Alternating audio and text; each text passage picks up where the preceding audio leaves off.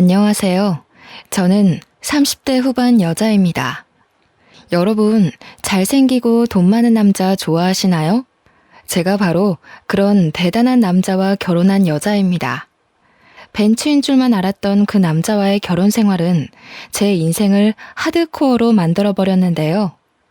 기가 막히고 코가 막힌 제 결혼 생활과 힘들었던 만큼 더 행복해진 그 이후의 이야기를 들려드리고자 사연 보내게 됐습니다. 저희 아빠는 의사였어요. 저는 아빠 얼굴을 본 적이 없습니다. 제가 태어나자마자 교통사고로 돌아가셨거든요. 아빠가 돌아가셨을 때 저희 엄마 나이가 고작 22살이었다고 해요. 본인도 어린 나이에 엄마는 어린 저를 업고 다니며 안 해본 일이 없었죠. 제가 조금 크고 나서는 외할머니가 저를 돌봐주셨어요. 외할머니는 다리가 좀 불편하셨어요. 손녀딸 밥을 해주려고 떠리로 나온 생선을 들고 절뚝거리며 걸어오시던 할머니. 밤에 재래실 화장실에 혼자 가기 싫다고 하면서 볼일 다 볼 때까지 밖에서 기다려달라는 손녀의 말을 늘 들어주던 할머니. 그런 할머니에게 보냈어요. 할머니 등에 업히면 그렇게 포근하고 따뜻할 수가 없었거든요. 지금 생각해보면 정말 미안한 일 투성이에요. 초등학교에 들어가고 나서 엄마는 더 바빠졌어요. 식당에서 일하느라 아침부터 밤까지 눈코 뜰 새 없이 바빴어요. 집에는 늘 할머니만 있었고 학부모 참관 수업에도 엄마 대신 할머니가 왔죠. 지영이네 엄마는 왜 저렇게 늙었냐고 친구들이 수군대던 날 저는 할머니에게 다신 학교에 찾아오지 말라고 소리를 질렀습니다. 제가 초등학교 4학년 때였어요. 그날 저녁 저는 화장실에 가다가 밤에 돌아온 엄마와 할머니가 부엌에서 나누는 얘기를 들었습니다. 다리도 안 좋으면서 뭐하러 자꾸 시장에 가세요. 먹을 거는 제가 식당에서 다 가져오잖아요. 이거 보세요. 넘어져가지고 바지 다 찢어졌잖아요. 걷어보세요. 약 바르게. 앞으로 지영이 업어주지도 마세요. 괜히 애까지 다치게 하지 마시고. 혼자 화장실에 앉아있다는 게 무섭다는 것도 있고 오줌을 누면서 훌쩍훌쩍 울었던 기억이 납니다. 그날 저는 몰래 손전등을 켜고 잠든 할머니의 바지를 걷어 할머니의 깨진 무릎을 한참 들여다봤어요. 그러면서도 할머니한테는 학교에 찾아오면 절대 안 된다고 우겼죠. 몇 달 뒤에 할머니는 얼음판에서 미끄러져 골반뼈가 부러졌어요.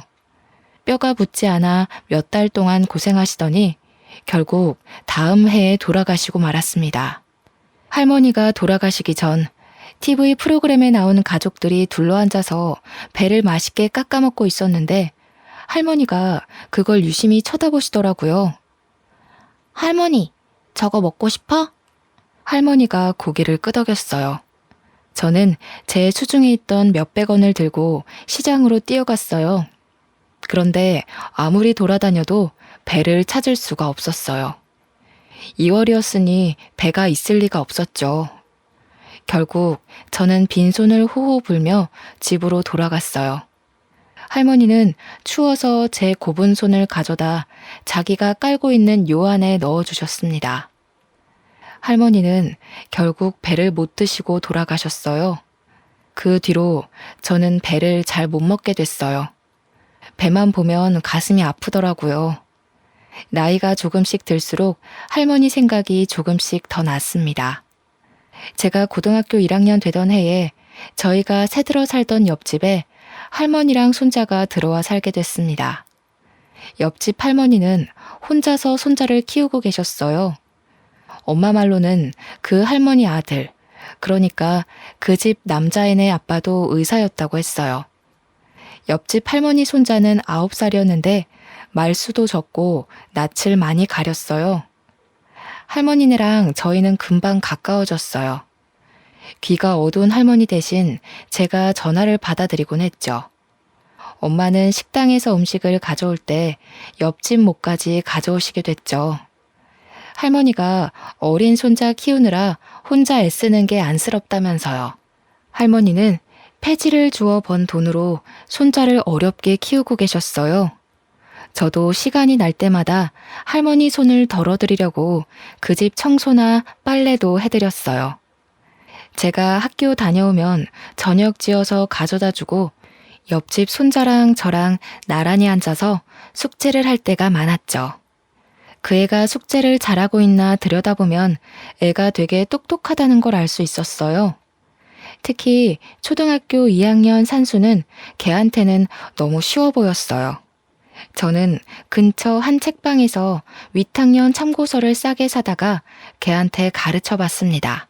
뭐든 금방금방 이해하는 아이더군요.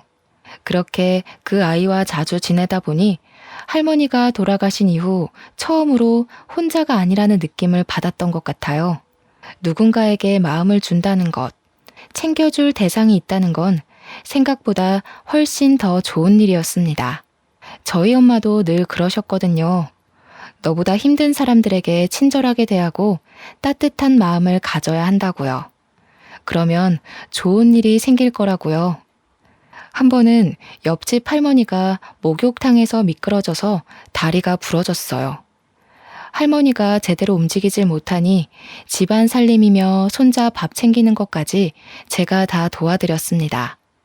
할머니가 제 손을 잡고는 말씀하셨어요. 아이고, 지영이는 어쩌면 그렇게 이쁘고 상냥하니? 지영이 같은 며느리들이면 내가 소원이 없겠어. 지영이도 공부 열심히 해서 아빠처럼 의사 되렴. 지영이 같이 착한 의사가 있으면 병이 그냥 싹 나을 것 같아. 그건 저희 외할머니가 늘 하시던 얘기였어요.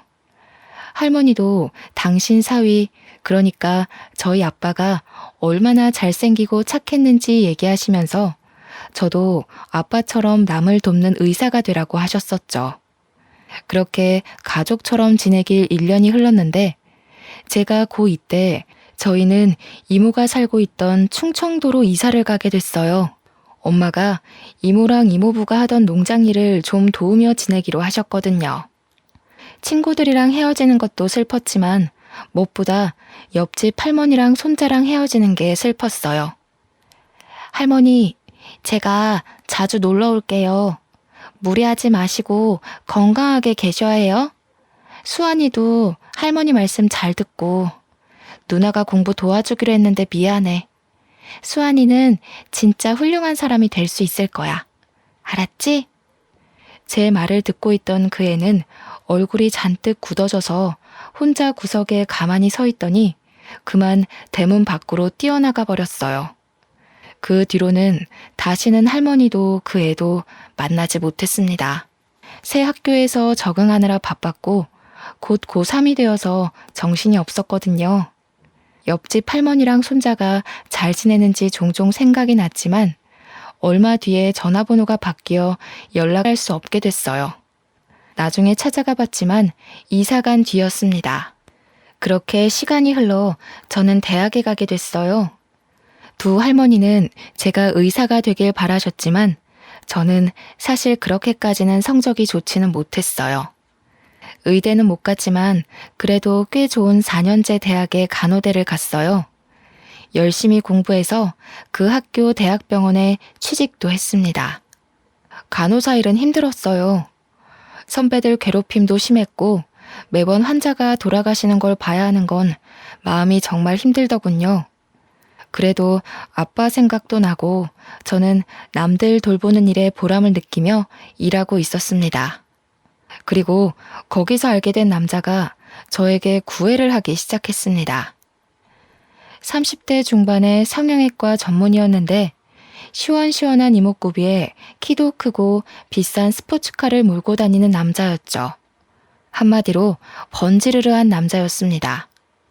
집이 엄청 잘 산다는 소문이 자자했어요. 병원에서 얼굴 좀 반반하다 하는 간호사들은 다들 그 사람 관심을 끌어보려 애쓰고 있었어요. 근데 저 진짜 궁금한 게 있는데 저 같은 애가 어디가 좋아서 이렇게 잘해주시는 거예요? 성훈 씨 주변엔 저보다 집안도 좋고 예쁜 여자들 많잖아요. 글쎄요. 저는 비슷비슷한 여자들은 질려서 말이에요. 그러니까 그게 그렇다기보다는 예쁘고 그런 거는 다 소용없는 것 같아요. 지영 씨 같이 착한 여자가 최고죠. 사귄 지 6개월쯤 지났을 때 그 남자가 갑작스레 청혼을 하더군요. 다이아가 박힌 반지를 내미는데 그만 말문이 막히고 말았어요. 내 나이 35, 제 인생에 그렇게 비싼 반지를 받을 거라 생각해보지 못했거든요. 제 결혼은 처음부터 삐걱거렸어요. 시어머니는 식사 내내 저를 무슨 동물원 원숭이 마냥 안 입고 온 얼굴로 훑어보더니 결국 제가 잠깐 자리를 비운 사이에 남편에게 불만을 늘어놓고 있더군요. 아무리 아무나 못 드린다고 해도 그렇지. 어떻게 저렇게 빈티나는 애를 데려와? 저런 애들 우리 집안 돈 보고 달려들어서 어떻게든 빨아먹어보려고 기생충같이 들러붙는 건 몰라? 지영이는 진짜 그런 애 아니라니까요. 결혼 빨리 해야 하는데 그만 좀 하세요 진짜. 어휴, 고심 끝에 악수 둔다더니 제 아빠 닮아서 이상하게 촌스러운 여자들이나 좋아하지. 나중에 엄마 말 들을 걸 그랬다고 후회하지나 마라. 엄마는 너무 차이나는 결혼 아니냐면서 걱정을 하셨어요. 상견례 하고 나서부터는 더 걱정이 많아지셨죠. 지영아, 결혼은 신중하게 해야지. 아무래도 엄마는 마음이 좀 편치가 않네. 네 신랑도 그렇고 너무 잘난 집안인 것 같아. 우리 이쁜 딸 괜히 그 집안 사람들 등살에 속 썩는 거 아닌지. 너무 걱정하지 마세요. 부자들은 원래 자기 집에 누구 들일 때 깐깐하잖아요. 제가 들어가서 잘하면 생각이 바뀌실 거예요. 나 원래 어른들한테 이쁨 받는 스타일이잖아. 뭐가 그리 급했는지 남편 성화에 결혼은 번갯불에 콩 구워 먹듯 이루어졌어요. 병원에는 우리 둘이 결혼한다고 소문이 쫙 났고 절 질투하는 시선도 많았습니다. 전 아빠가 없이 자랐기 때문에 어릴 적부터 어서 빨리 저만의 따뜻한 가정을 꾸리고 싶다는 생각이 컸죠. 어쩌다 보니 나이만 잔뜩 먹었는데 이보다 더 괜찮은 남자를 만나기 어려울 거라는 생각을 했던 것 같아요. 괜찮을 거라고 엄마를 다독이면서 제 마음도 다독였던 것 같습니다. 하지만 그 집안 사람들이 좀 이상하다는 걸 알기까지는 오래 걸리지 않았어요. 부잣집 여자들은 자기들끼리 사교 모임을 하더군요. 시어머니는 거기에 저를 꼭 데려가야겠다고 하시는 거예요. 저는 그게 그래도 저를 가족으로 받아주려고 그러는 거라고 생각했어요. 그런데 그 반대였더군요. 시어머니는 저를 사람들한테 선보이고 품평하게 하려고 데려간 거였습니다. 처음 모임에 간 날 화장실에서 만난 시누이가 자기 친구 앞에서 제 차림을 보면서 비웃을 때부터 알아봤어야 했죠. 어머 언니, 그건 어디 옷이에요? 설마 시장에서 산 거 아니죠? 무슨 소리예요 아가씨, 이거 백화점에서 산 거예요. 백화점? 아, 서민들은 백화점 할인대를 그렇게 좋아한다던데. 그거 다 팔다 남은 거 파는 거잖아요. 설마 그런 데서 산 거예요? 하기는 오빠는 대체 자기 와이프 제대로 된 옷 하나 안 사주고 뭐한대? 야, 너 왜 그래? 자존심 센 너네 엄마가 어련히 다 챙겨서 데려오셨으려고. 야, 우리 엄마가 어떤 분이신데 며느리 옷까지 챙겨서 데려와? 우리 엄마는 아주 철두철미한 분이라고. 세상에 공짜가 어딨냐 이거지. 사실 맞는 말이잖아. 우리한테도 절대로 뭘 공짜로 안 주는 분인데 오빠가 그런 것까지 닮았나? 쪽팔리게 와이프를 저렇게 다니게 하면 어떡해. 너무 심한 말을 들으니까 오히려 말이 잘 안 나오더군요. 저는 얼굴이 화끈해진 채로 식사 자리로 갔어요. 어머, 피부 좋은 것 좀 봐. 성훈이가 만나던 여자들이랑은 그 뭐랄까 종류가 완전히 다르네. 그러게요. 성훈이 원래 글래머러스한 스타일 좋아하지 않나? 대체 무슨 바람이 불었대? 나도 그게 의문인데 그래도 뭐 장점이 있겠지 하면서 보는 중이야. 자기들도 좀 봐줘. 물건도 마음에 안 들면 반품하는데 내 아들 인생 망치는 일 없게 하려면 질이 어떤지 빨리빨리 뜯어봐야 하잖아. 아유, 미연 씨도 참 말 돌려 안 하는 건 알아줘야 한다니까. 성훈이가 이 여자 저 여자 만나고 다녀도 공부는 잘했잖아. 그래도 머리가 있으니 생각을 했겠지. 부자들은 생각하는 게 좀 다른 걸까요? 정말 다시는 가고 싶지 않은 자리였습니다. 남편과 사는 고급 맨션은 보기에나 번쩍번쩍하지 살기에 좋은 곳은 아니었습니다. 숨이 막히는 곳이었죠. 소박하지만 마당에 꽃도 키우고 상추도 키우며 마당에 앉아 가족들이랑 이웃이랑 도란도란 이야기를 나눌 수 있던 옛날 집이 그리웠어요. 결혼한 지 채 2달도 되지 않아 남편은 밥 먹듯 외박을 하기 시작했습니다. 외박을 하지 않는 날이면 술 냄새를 잔뜩 풍기고 새벽에 들어오기가 일쑤였죠. 어디 갔다 왔냐고 물어보면 하는 말이 인생의 즐거움을 찾으러 갔다 왔다나요? 그 사람이 말하는 즐거움이라는 게 뭔지 아는데도 오랜 시간이 걸리지 않았죠. 여자 향수 냄새를 잔뜩 묻히고 오기가 일쑤였으니까요. 하루는 금방 온다고 해놓고 안 오길래 새벽에 지하주차장에서 기다리고 있었어요. 남편 차가 들어오길래 반가운 마음에 가까이 가려는데 웬 여자가 술에 취해 몸도 못 가누는 남편을 부축해서 내리더군요. 전 주차장에 서서 굳어버렸습니다. 후들후들 떨리는 다리에 겨우 힘을 주고 집에 들어갔더니 남편은 소파에 널브러져 있더군요. 남편 주머니에서 핸드폰을 꺼내 열어봤어요. 미진이, 희영이니 하는 수많은 여자들과 전화와 문자를 주고받은 걸 보고 할 말을 잃었어요. 그날 뜬 눈으로 밤을 지새웠습니다. 저번에 그 여자는 누구야? 당신 새벽에 온 날 옆에 웬 여자가 같이 왔던데? 언제? 새벽에 들어온 날이 하도 많아서 모르겠는데. 안 들어온 날이 더 많던가? 집이 너무 지루해서 말이야. 오고 싶어야 말이지. 지루해서 그렇게 이 여자 저 여자 건드린다는 거야? 누구 말하는 거지? 왜? 안 돼? 그러니까 당신이 좀 안 지루하지 그랬어.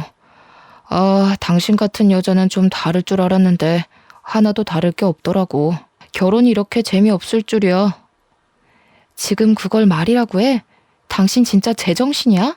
재미없으면 무슨 짓이든 다 해도 돼? 하면 안 되는 이유는 또 뭔데? 간통죄로 고소하려고? 하려면 해봐. 빈손으로 와서 내 집에 빌 붙으면서 그 정도도 못 참아주냐? 하기는 우리 엄마 말대로 너 같은 애들이 하는 짓이란 게 다 그런 거겠지 뭐. 눈치도 없고 염치도 없고. 그 와중에 저는 시어머니랑 신우한테 사교 모임에 끌려다녀야 했습니다. 그 모임을 생각하는 것만으로도 죽을 맛이었어요.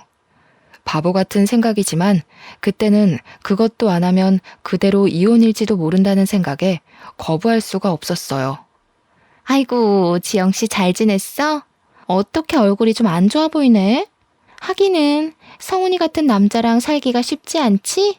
시어미도 시어미인데 성훈이가 진짜... 성훈이가 우리 딸 싫다 그러길 천만 다행이었달까? 요즘 일이 힘들어서요. 세화 아주머니는 잘 지내셨어요? 아주머니는 갈수록 더 이뻐지시는 것 같아요. 나? 내가? 어머, 고마워.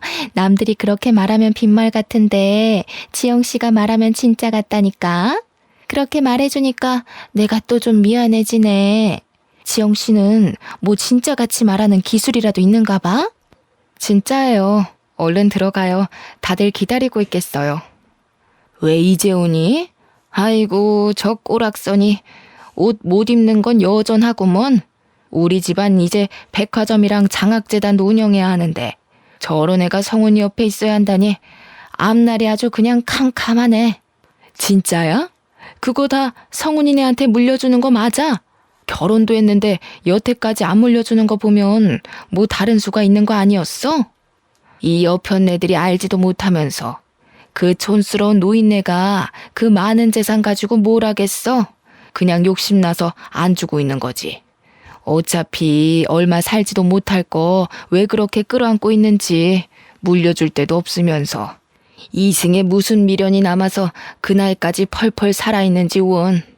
펄펄 살아있는 건 아니지. 그때 입원하느라 성훈이 결혼식에도 참석 못하셨잖아.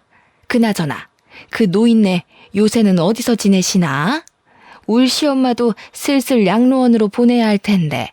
그 외에 고려호텔 양로원이 괜찮다던데. 그 할망구는 그런데 안 가. 그런데라도 좀 박혀 있었으면 좋겠는데 어찌나 촌스러운지. 그런 데는 답답해서 못 있는다나? 맨날 집에 돌아갔다가 탈나서 병원에 입원하잖아. 아유, 진짜 누가 성훈이 할머니인 줄 알까봐 겁난다니까. 아, 그 할머니 고집만큼 목숨줄 질긴 거는 우리가 다 알지. 자기가 고생이 많아. 얼른 물려줘야 성훈이가 병원도 차리고 할 텐데. 뭐 90이 다 된 할망구가 버티면 얼마나 버티겠어. 우리는 그냥 조금만 기다리면 좋은 날이 오겠거니 하면서 참고 견디고 있어. 문제는 얘지. 도대체 언제까지 저렇게 촌스러울 건지 원. 에이, 왜 그래. 지영이같이 자연스러운 애들이 진짜 이쁜 거지. 솔직히 성훈이가 만나던 여자들 다 성형빨이었잖아. 자연스럽긴 개뿔이 자연스러워. 요즘엔 빈티나고 촌스러운 걸 자연스럽다고 하나 보지? 왜? 네 딸 못생겼다고 성훈이가 퇴짜 놓은 게 아직도 분한가 봐? 솔직히 말이 나왔으니까 말이지. 내 아들처럼 잘난 애가 도대체 왜 저렇게 아무것도 볼 게 없는 여자랑 살아야 해? 그 사람들 틈에 있다가는 저까지 정신이 이상해지는 거 아닌가 싶더군요. 저는 그래도 병원에서는 이성을 잃지 않으려고 노력했어요. 교대 근무를 하면서 환자들한테 시달리다 보면 간호사들도 힘들고 짜증이 나기 마련이거든요. 저는 엄마의 가르침대로 절대 환자들에게 짜증내지 않고 친절하게 대했어요. 제가 아무리 힘들어도 아픈 건 환자들이니까요. 어느 날 같은 병원에서 일하는 간호사 친구가 저를 찾아왔어요. 밥을 하나도 안 먹는 환자가 있다면서요. 우리과 간호사들 다 포기했어. 네가 할머니들한테 잘하잖니? 한번 얘기 좀 해봐. 저러다 돌아가시겠어. 가봤더니 비쩍 마른 할머니 한 분이 계시더군요. 다리가 부러지셨는데 입맛이 없다면서 하루에 한 끼도 제대로 안 드신다는 거였어요. 저는 어릴 때 저희 할머니가 다쳐서 누워 계셨던 모습이 생각나서 마음이 찡했어요. 할머니 손을 잡고 왜 밥을 안 드시냐고 물어봐도 할머니는 대답을 안 하셨어요. 걱정이 되어서 저는 하루에 2번씩 할머니를 찾아갔어요. 며칠 동안 할머니는 한마디도 안 하셨어요. 할머니, 안녕하셨어요. 오늘 날씨가 참 좋죠? 오늘 고등어 반찬이 나왔던데 식사는 좀 하셨어요? 저는 고등어를 좋아해요. 저 어릴 때 저희 할머니가 저 주시려고 자반 고등어를 얻어오시곤 했거든요. 저는 지금도 그때 먹었던 고등어 반찬이 세상에서 제일 맛있는 음식이었던 것 같아요. 그때까지 꿈쩍도 안 하시던 할머니가 갑자기 치마 속을 뒤지시더라고요. 할머니는 치마 속에 숨겨놨던 박하사탕 하나를 꺼내더니 제게 주셨어요. 이거 저 주시는 거냐고 했더니 말없이 고개만 끄덕이셨어요. 저는 그 사탕을 소중히 품고 집에 돌아갔습니다. 다음 날 할머니에게 또 찾아갔어요. 사탕 맛있게 잘 먹었어요, 할머니. 어쩐지 답답한 이 좀 시원해지는 것 같지 뭐예요? 할머니가 주신 사탕에 무슨 마법이라도 들어있었나? 저한테 맛있는 거 주셨는데 할머니한테도 맛있는 거 드리고 싶어요. 뭐 드시고 싶은 거 없으세요? 할머니는 여전히 말이 없으셨어요. 저희 할머니는 아파서 누워 계실 때 배가 드시고 싶다고 그러셨어요. 그런데 그때 겨울이라 배를 못 구했거든요. 참, 그때는 제가 너무 어렸죠. 잘해드린 것 하나 없는데 너무 일찍 돌아가셨어요. 그때 할머니가 처음으로 말씀하셨어요. 막걸리. 어? 막걸리요? 아, 술은 좀 그런데. 할머니, 막걸리 말고 다른 거 드시고 싶은 건 없으세요? 막걸리. 아이고, 알겠어요, 알겠어. 막걸리 가져다 드릴게요.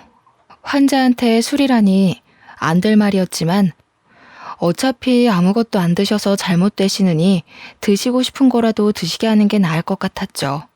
다음날 몰래 할머니한테 가서 막걸리를 종이컵에 따라드리려는데 처음 보는 의사가 나타났습니다. 지금 뭐 하시는 거예요? 왜 환자한테 술을 줍니까? 그게 그러니까 죄송합니다. 전 그냥 할머니가 너무 드시고 싶다시길래 할머니, 막걸리는 안 된다고 했잖아요. 병원에서 술 드시면 안 되는 거 모르세요? 다른 걸 드시라니까 진짜. 안 먹어. 안 먹는다니까. 막걸리 줘. 저렇게 드시고 싶다는데 딱 한 잔만 드리면 안 될까요? 안 되는 건 아는데 이거 드시면 입맛이 도실지도 모르잖아요. 식사 안 하시는 게 너무 신경이 쓰여서 그래요. 제발요. 진짜 안 되는데. 결국 저는 할머니에게 막걸리를 드렸어요. 정말 다행인 건 그날 할머니가 저녁 식사를 하셨다는 거였습니다. 저를 말리던 의사는 새파랗게 어린 인턴 의사였어요. 그 인턴도 할머니가 걱정이 돼서 자주 가보는 모양이더라고요. 남편의 바람기는 계속됐어요. 급기야 집에 여자들을 끌어들이기까지 했습니다. 정말이지 기가 막히고 코가 막혔습니다. 내가 아무리 무시를 당하고 살아도 그렇지 이렇게 대놓고 여자를 끌어들이다뇨. 저는 또 뜬 눈으로 밤을 지새워야 했어요. 아무리 이혼이 무서워도 더는 이렇게 숨막히게 살고 싶지 않았습니다. 저는 다음 날 병원에서 좀 떨어진 부동산에 찾아가 원룸을 하나 얻었어요. 당장 입을 것만 챙겨서 원룸에 들어갔습니다. 원룸에 누워 천정을 보고 있자니 제 신세가 처량해서 헛웃음이 나올 지경이더군요. 그냥 내 둥지를 만들고 싶었던 것뿐인데 어쩌다 이렇게 됐지? 앞으로 어떻게 해야 하지? 그때 퍼뜩 그런 생각이 들었습니다. 제가 그런 남자랑 살고 있는 걸 할머니가 아시면 얼마나 슬퍼하실까 하는 생각 말이에요. 다음날 아침 저는 집에 들어가 술에 취해 자고 있는 남편을 깨워 이혼하자고 말했어요. 결혼한 지 고작 6개월이 넘었을 뿐이었죠. 너무 빨리 이혼하면 위자료를 못 받을 수 있다는 말도 있었지만 그런 게 중요한 게 아니란 생각이 들었어요. 그런데 남편이 싫다는 거였습니다. 이유가 가관이었습니다. 좀 기다려봐. 뭐 이렇게 급해? 이혼하면 그 할망구가 재산 안 물려줄지도 모른단 말이야. 결혼하면 금방 줄 알았는데. 콩고물이라도 받으려면 더 참고 견뎌야지. 안 그래? 세상에 공짜가 어딨어? 그날 저녁 근무가 끝나고 원룸에 들어가 사탕 할머니가 주신 박하사탕을 들고 바깥으로 나갔어요. 가슴이 답답해서 바람이라도 쐬려고요. 거기서 사탕 할머니 때문에 알게 된 인턴이를 만났습니다. 알고 보니 옆집에 그 인턴이가 살고 있었더라고요. 그 사람은 아무것도 묻지 않고 제 옆에서 별을 보고 있었습니다. 제가 결혼한 걸 알 텐데 왜 혼자 원룸에 사는 건지 물어보지 않는 게 참 고마웠어요. 이혼 자체보다 병원 사람들이 수군대고 남편이랑 어떻게 된 거냐고 물어볼 게 너무나 두려웠습니다. 다행히 사탕 할머니는 밥을 그 뒤로 곧잘 드셨어요. 할머니가 드시고 싶다는 게 있으면 저는 조금이라도 빨리 갖다 드리려고 노력했어요. 제 현실은 너무나 답답했지만 사탕 할머니한테만 가면 마음이 한결 편해졌어요. 할머니는 저에게 이것저것 물어보실 정도로 마음을 여셨습니다. 몇 살인지, 부모님은 살아계신지, 어린 시절은 어디서 보냈는지 그런 걸 조금씩 물어보시더군요. 본인 얘기도 해주셨어요. 남편을 일찍 여의고 혼자 아들을 키우느라 안 해본 일이 없으시다고요. 저희 집 얘기랑 비슷해서 할머니에게 더 정이 갔습니다. 나이 드셔서라도 좀 편하게 사시면 좋을 텐데 보니까 찾아오는 식구 하나 없는 게 좀 안쓰러웠죠. 인턴이도 그렇게 생각하는지 제가 누구 찾아온 사람 없냐고 물어보니까 없었다고 하면서 한숨을 쉬더군요. 어느 날 집 앞에 밤바람을 쐬러 갔다가 그 인턴이를 또 만났어요. 한참을 가만히 별을 보며 있다가 그의 이야기를 듣게 됐습니다. 인턴이도 어릴 적 부모님이 돌아가셔서 할머니가 키워주셨다고 했어요. 알고 보니까 그 사람도 할머니가 그리워서 사탕 할머니를 자주 찾아가는 거였습니다. 할머니가 그리울 때마다 별을 봐요. 할머니가 저한테 아빠처럼 의사가 되라고 자주 말씀하셨거든요. 그런데 의대 합격하기 전에 돌아가셨어요. 의사 가운 입은 모습 꼭 보여드리고 싶었는데 그 사람 옆에서 별을 보고 있으려니 어쩐지 혼자가 아니라는 기분이 들었습니다. 평화는 오래가지 않았어요. 며칠 뒤 병원에서 저는 남편이 갓 들어온 어린 간호사를 데리고 약품 창고로 들어가는 걸 목격하고 말았습니다. 남들 시선도 시선이지만 어린 간호사가 제 남편에게 잘못 놀아날지도 모른다는 생각에 말려야 할 것 같았어요. 문을 벌컥 열었습니다. 여기서 뭐 하는 거야?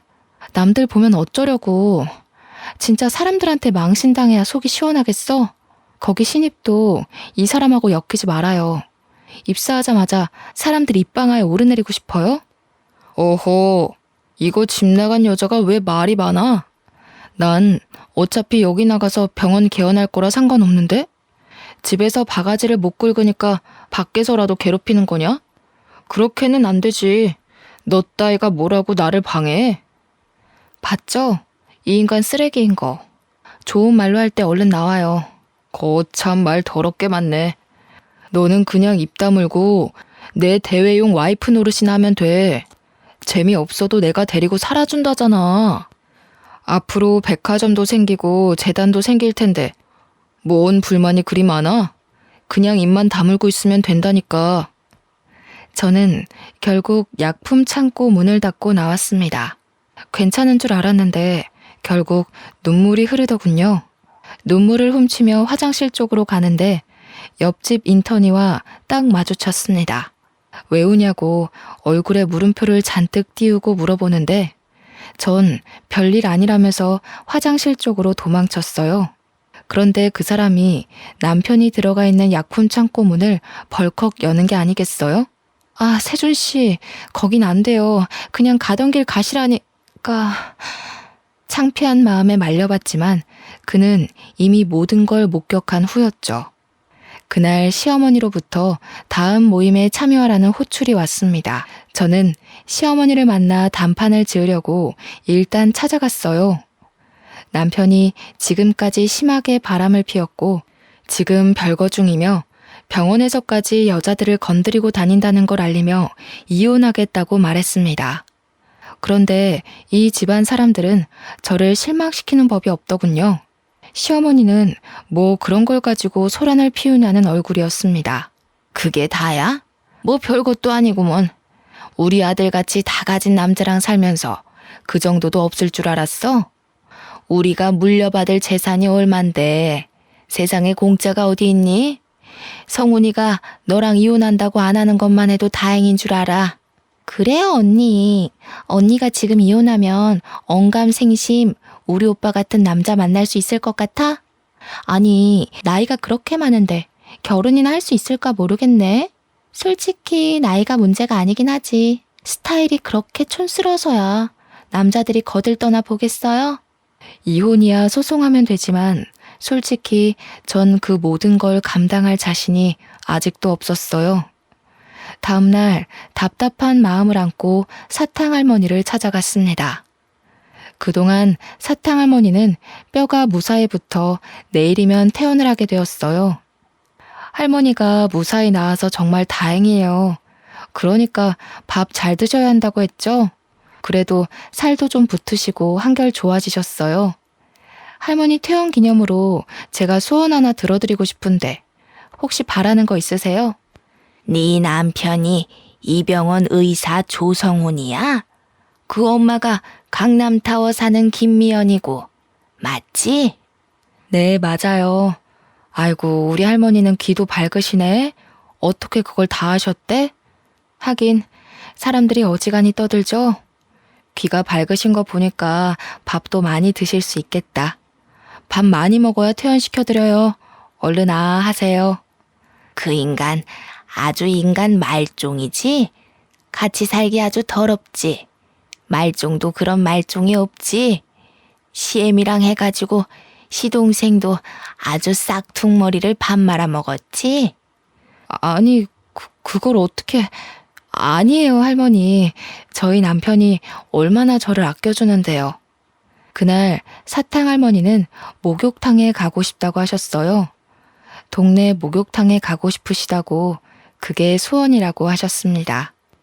인턴의 세준 씨의 도움을 받아서 할머니를 모시고 가까운 목욕탕으로 갔어요.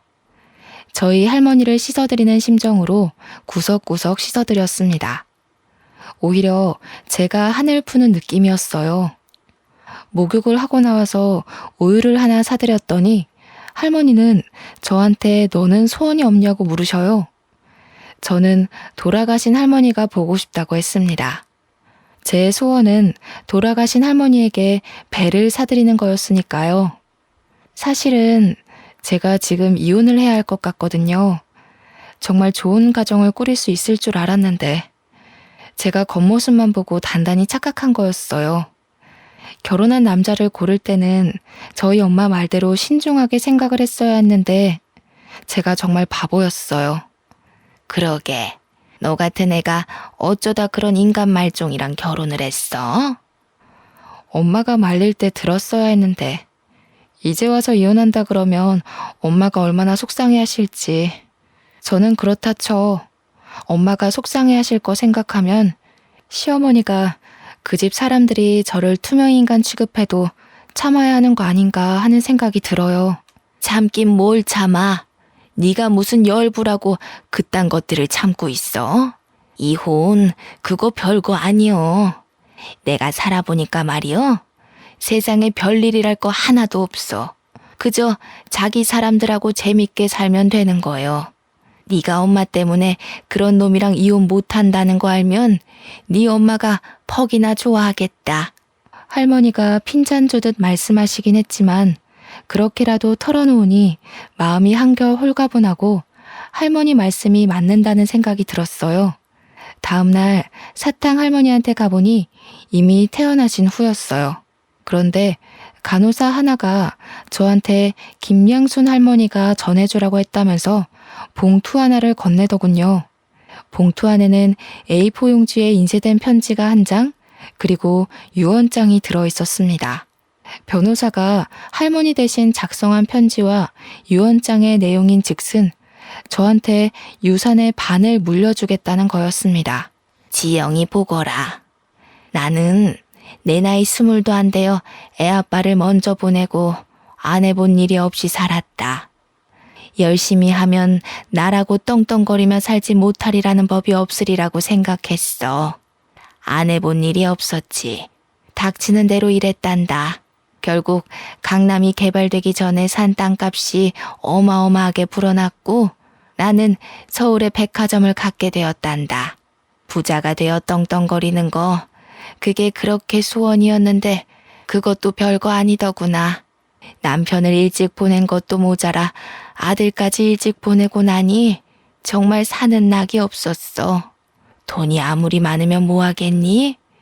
즐거운 일을 나눌 사람이 없는데 짧은 시간이었지만 너랑 세준이를 만나서 참 행복했단다. 내 증손주조차 내가 저 일하는 병원에 입원해도 창피하다고 한 번도 찾아오지 않았는데 너희들이 매일같이 찾아와줘서 얼마나 즐거웠는지 모른다. 특히 지영이 네 덕에 몇십 년 만에 사는 재미를 느껴봤다. 내 증손주가 네 남편 조성훈이다. 증손자 며느리인 줄 알았으면 진작에 말을 해줄걸. 우리 아들은 반듯한 애였는데 손자나 증손자가 왜 그 모양인지 모르겠다. 조성훈이라는 녀석 아무리 고쳐 쓰려고 해도 어려운 몹쓸 놈인 거 내 속속들이 잘 알고 있다. 네가 그런 남편의 시애미까지 감당하느라 그동안 얼마나 고생이 많았니? 나는 갈 날이 얼마 남지 않았다. 가기 전에 이승에서 기쁨을 느낄 수 있게 해줘서 정말 고맙구나. 내 성희가 네가 당한 아픔에 조금이라도 위로가 되면 좋겠다. 유언장에 따르면 저뿐만 아니라 인턴의 세준 씨한테도 원룸 건물이 하나 주어졌습니다. 이게 무슨 자다가 하늘에서 떡이 떨어지는 소리일까요? 사탕할머니가 남편의 증조할머니였다니. 그것도 놀라운데 저한테 재산의 반을 주시겠다니. 저희 엄마가 늘 남들한테 잘하면 자다가도 떡이 생긴다고 했는데 그게 이런 걸 말한 거였나 봅니다. 편지에는 재산의 나머지는 모두 기부하겠다는 내용도 있었습니다. 그러니까 내 남편 조성훈과 시어머니 김미연, 그리고 시누이 조성미까지 증조 할머니로부터 아무것도 받지 못한다는 거였죠. 그들은 받지도 않을 재산을 받을 걸 계산해 돈을 끌어다 쓰고 있었는데 큰일이 난 거였죠. 대학병원 탈출한다고 노래를 부르던 남편은 대출을 내서 병원을 꾸려 이제 개업만 앞둔 상황이었습니다.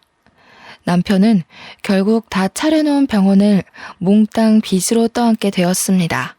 돈도 돈이지만 의사 면허를 잃었거든요. 남편이 약품 창고에 들락거리는 걸 이상하게 생각한 인턴의 세준 씨가 남편이 마취약품을 몰래 빼돌린다는 사실을 알게 됐고, 조사 끝에 남편이 그 약품들을 각성제 등의 용도로 엄청나게 복용하고 있다는 것이 밝혀졌습니다. 어쩐지 그 인간 하는 짓이 정상은 아니긴 했죠. 저는 세준 씨에게 감사 인사라도 해야 할 것 같아서 음료수를 들고 세준 씨 집 앞으로 갔어요. 초인종을 누를까 하다가 그냥 음료수만 두고 오려는데 문이 열리고 세준 씨가 나왔습니다. 고마웠다고 인사라도 하려고 왔어요. 이제 자주 못 뵐 것 같아서. 절 위해서 하신 일은 아니겠지만 덕분에 남편한테서 벗어날 수 있게 된 것 같아요. 세준 씨도 부모님 없이 어렵게 큰 것 같던데. 할머니가 세준 씨 것도 남겨주셔서 다행이에요. 저한테 다 주시긴 했지만. 받을만 하니까 주셨죠. 지영 씨는 받을 자격 있어요. 제가 그걸 다 어디다 쓴다고 저한테 그렇게 큰 돈을 물려주셨는지. 아무튼 다음 주에 할머니 뵈러 갈 건데 괜찮으시면 저랑 같이 가요. 돈이야 좋은 데 쓰면 되죠. 근데 아직도 저 모르시겠어요? 예? 모른다니 뭘. 저 수원이에요. 옆집 살던 지수환이요. 누나가 저 공부도 가르쳐주고 밥도 해주고 그랬잖아요. 할머니가 이름 바꿔야 한다고 바꿔주신 건데 아무리 그래도 그렇지 어떻게 그렇게 몰라보세요? 저는 누나 보자마자 알아봤는데. 누나 이사가고 얼마나 누나 생각 많이 했는데요. 그런 남자랑 결혼할 줄 알았으면 진작 찾아내는 건데. 그 꼬질꼬질한 꼬마가 의사가 됐다고? 어릴 때부터 똑똑하긴 했지만 이름도 다른데다 그때랑 달리 키가 너무 훤칠하게 크고 인물도 훨씬 좋아져서 못 알아봤던 거였어요. 남편이랑 시댁 식구들은 아직 유언장에 대해 모르고 있었습니다. 그 주에 저는 시어머니가 저를 짓밟기 위해 데리고 다녔던 그 사교 모임에 제 발로 나갔습니다. 지영씨, 미연씨가 그러는데 지영씨가 바람 피워서 이혼하게 됐다면서? 그게 사실이야? 아무리 봐도 지영씨가 그럴 사람이 아닌 것 같아서 말이야. 미연씨가 거짓말한 거지? 하긴 그 여자 거짓말이야. 하루 이틀 들은 게 아니니까. 저는 들어가자마자 유언장 사본을 시어머니에게 던져버렸습니다. 바람을 피우긴 누가 피워요? 당신 아들이 쓰레기의 망난이라서 이 여자 저 여자 건드리고 다니고 병원 약까지 빼돌려서 마약놀이 하다가 의사면허 정지당한 거잖아. 이제야 내가 맘 편히 이혼할 수 있게 됐는데 쓰레기 같은 아들이 한 짓을 나한테 떠넘겨? 뭐야, 이게 병원에서 잡돌이에서 내 아들 앞길을 막더니 여기까지 와서 뭐라고? 당신 아들이 망나니인 게 내 잘못이야? 당신이 잘못 키운 탓이지. 어떡해요? 당신 집안 사람들이 그렇게 자랑하던 그 백화점이니 재단이니 하나도 못 받게 되셨어요. 그거 한번 잘 읽어보세요. 그 재산들이 다 누구한테 가는지, 그 집안 사람들이 왜 유산 받을 자격이 없는지는 제가 잘 설명해 드릴 수 있고요. 뭐? 그게 무슨 재산을 못 받게 됐다니 그게 무슨 소리야? 니까짓게 그런 걸 어떻게 알아? 응? 내 아들 앞길 막는 것도 모자라서 재산까지 가로챈다는 거야? 니 처녀는 그냥. 시어머니가 일어나 제 뺨을 때리려 하는데 사교 모임 사람들이 다 같이 시어머니를 막았어요. 사람들이 시어머니를 끌고 나가 문 밖으로 밀어버렸습니다. 그리고 문을 잠가버렸어요. 시어머니가 문을 막 두드리면서 소리를 질렀습니다. 자기들이 나한테 어떻게 이럴 수 있어? 이러고도 후회 안 할 것 같아? 되게 시끄럽네 진짜. 진작에 끌어냈어야 하는 건데 저 품이 없는 소리 듣는 것도 하루 이틀이지 귀가 썩을 것 같았다니까. 맞아요, 맞아. 아유, 진짜 어찌나 천박한지. 우리가 어이없어서 어떻게 하나 보려고 어울려주는 것도 모르고 자기가 무슨 여왕님이라도 된 것처럼 굴잖아. 가진 것도 쥐뿔도 없는 게. 저는 받은 유산의 대부분을 사회에 환원했어요. 남들이 생각한 것처럼 병원을 그만두지도 않았죠. 저는 제 일을 좋아하거든요. 사탕할머니한테 재산보다 훨씬 더 좋은 선물을 받았거든요. 바로 지금의 남편 세준 씨입니다. 어릴 적 제가 이사 간다고 잔뜩 골이 나서 집 밖으로 뛰쳐나가던 소년 수환이는 18년이 지나 신경외과 의사가 되어 제 앞에 나타났고 제 남편이 되었습니다. 제가 어린 남자랑 결혼한다는 소문이 돌자 남편은 집 앞에 와서 문을 두드리며 자기가 잘못했다고 한 번만 봐달라고 빌다가 경찰에게 잡혀갔어요. 저희 부부는 마당이 있는 집을 사서 저희 엄마와 사탕할머니를 모시고 와서 함께 살았습니다. 딸도 하나 낳았고 저희가 그렇게 그리워하던 사람 사는 재미를 실컷 느끼면서 살고 있습니다. 사탕할머니가 몇 년 후 돌아가셨지만 돌아가시기 전까지 저희와 즐거운 추억을 많이 쌓으셨어요. 제 이야기는 여기까지입니다. 정말 힘든 일도 많았지만 저희 엄마 가르침대로 늘 좋은 마음을 잃지 않으려 노력했더니 인생이 180도 바뀌었습니다. 제 이야기를 들어주신 여러분들께도 쨍하고 볕들듯이 좋은 일들이 생기길 바랄게요. 감사합니다.